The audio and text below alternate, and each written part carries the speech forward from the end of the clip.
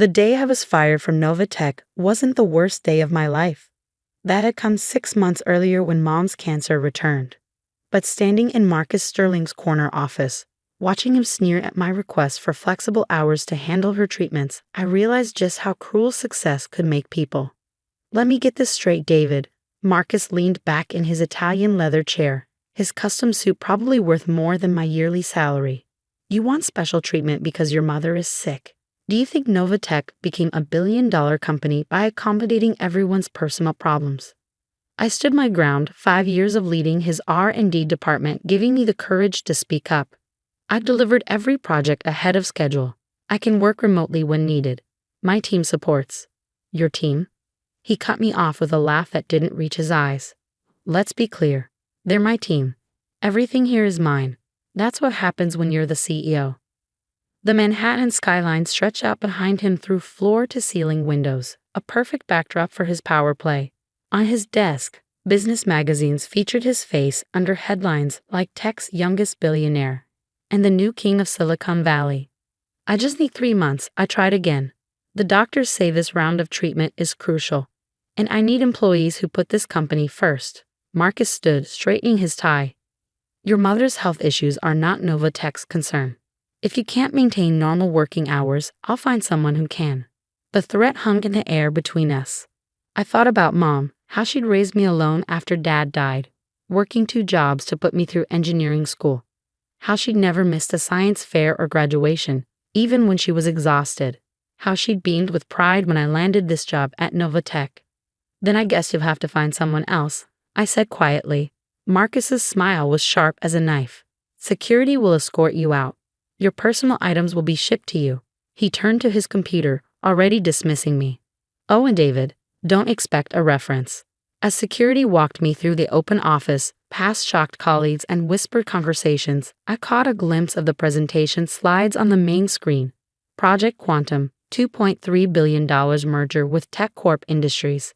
Little did Marcus know, but that merger was about to become his biggest nightmare.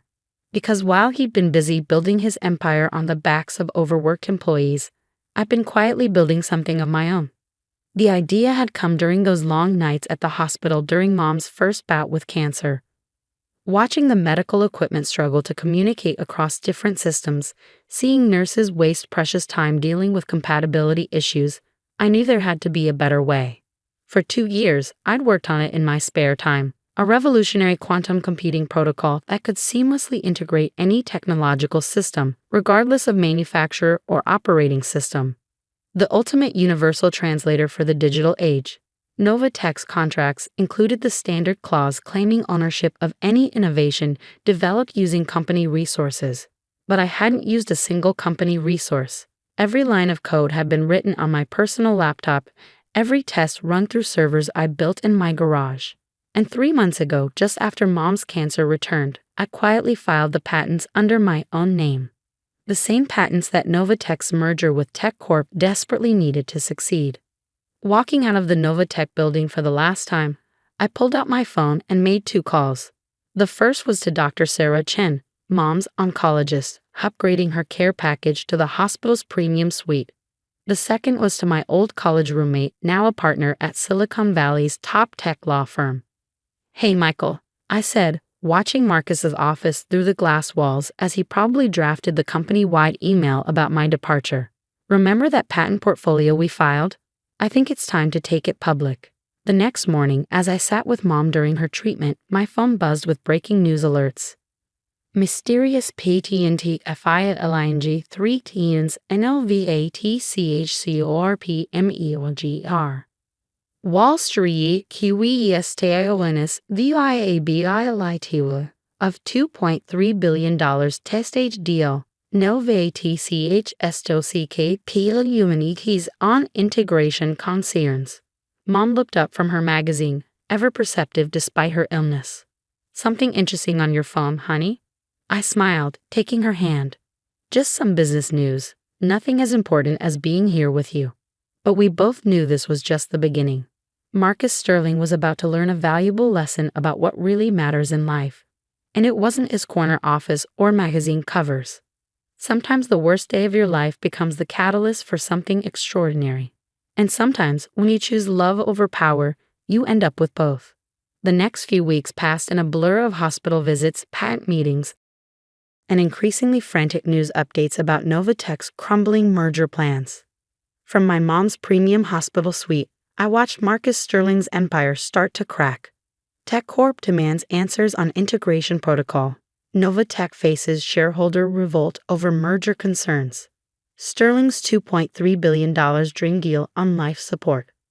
You don't look very upset for someone who just lost their job, Mom observed one morning, her keen eyes studying me over her breakfast tray.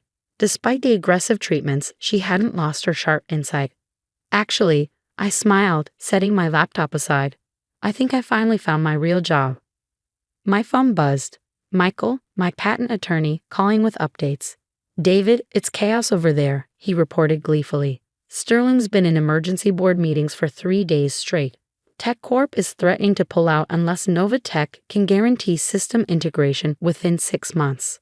Which they can't do without my protocol. I finished. Exactly. Their in-house team says it would take years to develop something comparable. The board is demanding answers, shareholders are panicking, and Sterling, well, let's just say his tech's youngest billionaire crown is slipping.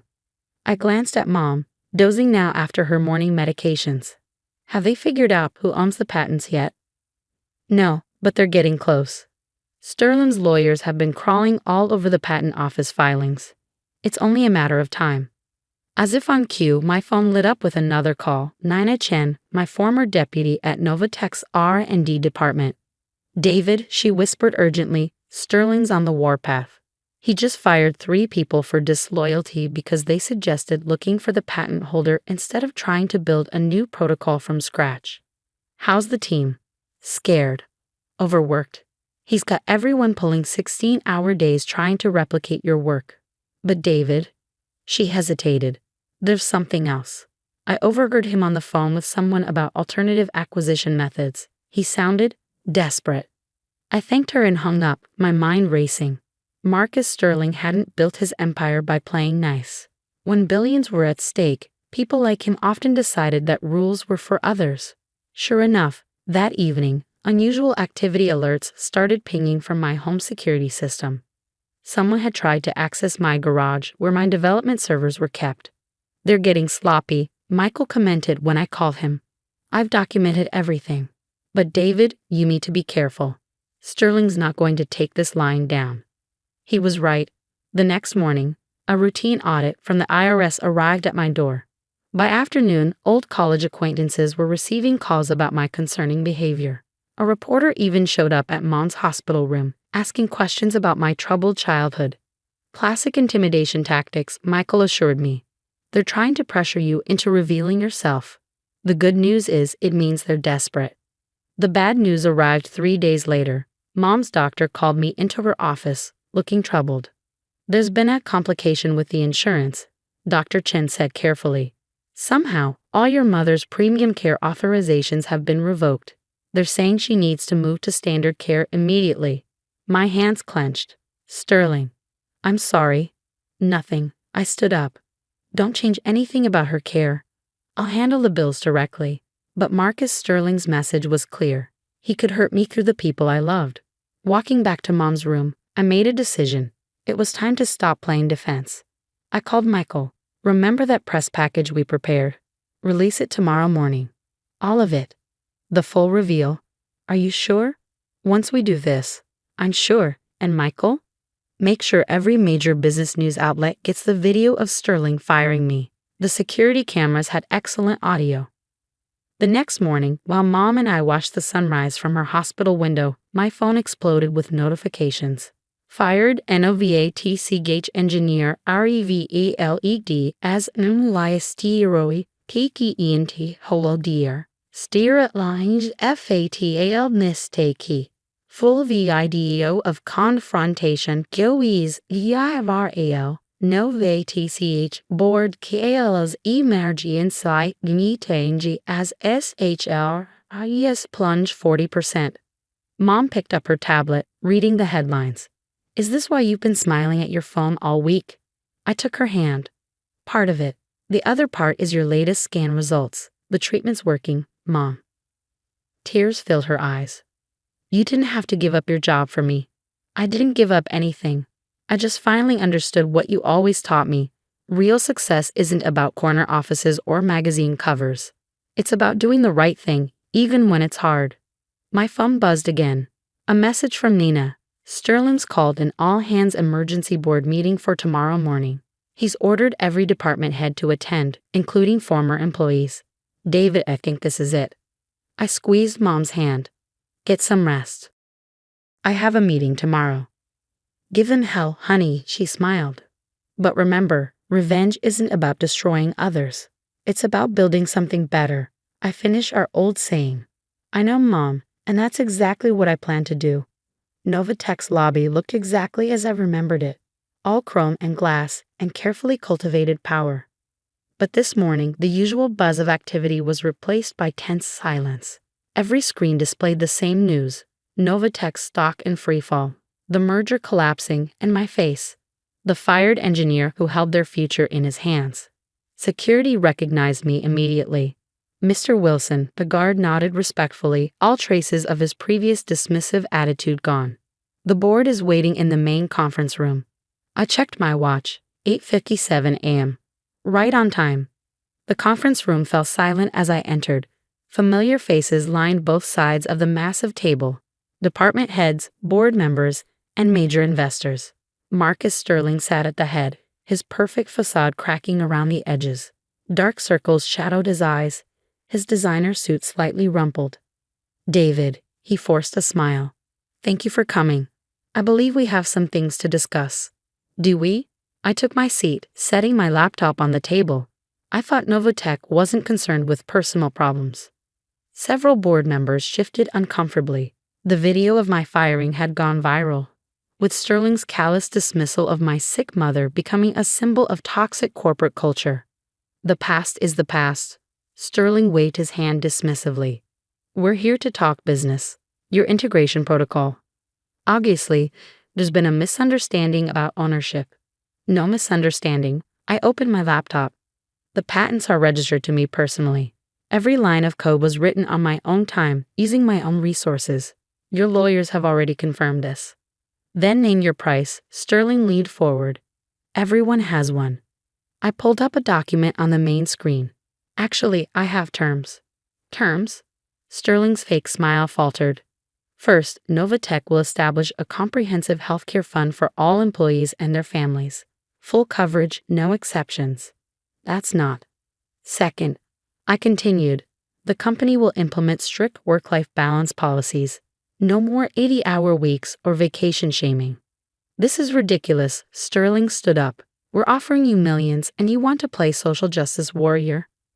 Third, I met his glare steadily. You resign as CEO effective immediately. The room erupted in chaos. Sterling's face turned purple. How dare you? How dare I? I stood up slowly. You tried to intimidate me. You targeted my mother's medical care. You even sent people to break into my home. You can't prove. Actually, I tapped my laptop, bringing up another screen. I can prove everything, including your insider trading last quarter, your offshore accounts, and those interesting emails about alternative acquisition methods. The board chairman cleared his throat.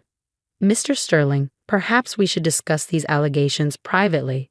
This is absurd. Sterling slammed his fist on the table. I built this company. No, I corrected quietly. You built an empire on other people's work and sacrifice.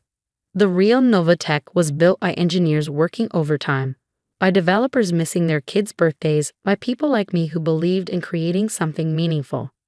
I turned to address the board directly. My integration protocol is revolutionary. With it, Novatech could dominate the tech industry for decades. Without it, the company will lose the merger and likely face a shareholder revolt.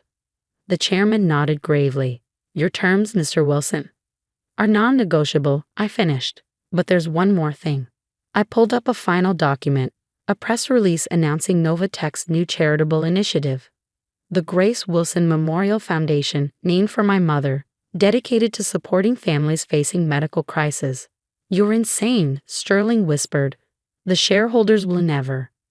Actually, a new voice spoke up. James Chen, our biggest investor, stood. The shareholders have already voted. Mr. Sterling, the board has lost confidence in your leadership. We accept Mr. Wilson's terms. What happened next was a blur of signatures and legal documents. By noon, Marcus Sterling had been escorted from the building, his empire crumbling around him. By evening, Novatech's stock had stabilized as the markets responded to the announced changes. 1 week later, I stood in Mom's hospital room, watching her read the news coverage. Novatech announces revolutionary new direction, she read aloud. Former R&D head David Wilson named CEO. My son, the chief executive. Acting CEO, I corrected. Just until we implement the changes. Then I'm going back to R&D, that's where the real work happens. She smiled knowingly, and the foundation. Already helping 3 families cover their cancer treatments. I took her hand. Soon it'll be helping hundreds. Your father would be so proud, she squeezed my fingers. Not of the success. Though that's wonderful, but of how you achieved it. You didn't let bitterness win. I learned from the best. I smiled. How are you feeling? Better every day. The doctors are very optimistic. My phone buzzed. A message from Nina about the merger negotiations. TechCorp was thrilled with the new direction. The deal would go through, bigger than ever. You know, Mom mused, Marcus Sterling never understood the most important thing about success. What's that? Real power isn't about controlling others. It's about lifting them up. That's how you build something lasting. Looking out at the sunset painting the city skyline, I thought about everything that had changed. Novatech was transforming from a burnout factory into a model of corporate responsibility. Families like mine wouldn't have to choose between work and caring for their loved ones. And somewhere, Marcus Sterling was learning that true leadership isn't about corner offices and magazine covers. By the way, Mom added casually, when do you plan to tell them about your new quantum encryption protocol? I grinned. Some things never changed. Mom still knew me better than anyone. One revolution at a time, I replied. For now, let's focus on getting you better. After all, I squeezed her hand. Family comes first. Years later, people would study the Novatech transformation as a business school case. They'd analyze the strategy, the timing, the execution. But they'd miss the most important lesson. Sometimes the greatest victories don't come from destroying your enemies, but from transforming their weapons into tools for healing. And sometimes, when you choose love over power, you end up changing not just a company, but an entire industry. As for me, I still work late sometimes, but now it's by choice, usually brainstorming new ways to make the world a little better, one innovation at a time. After all, that's what real success looks like.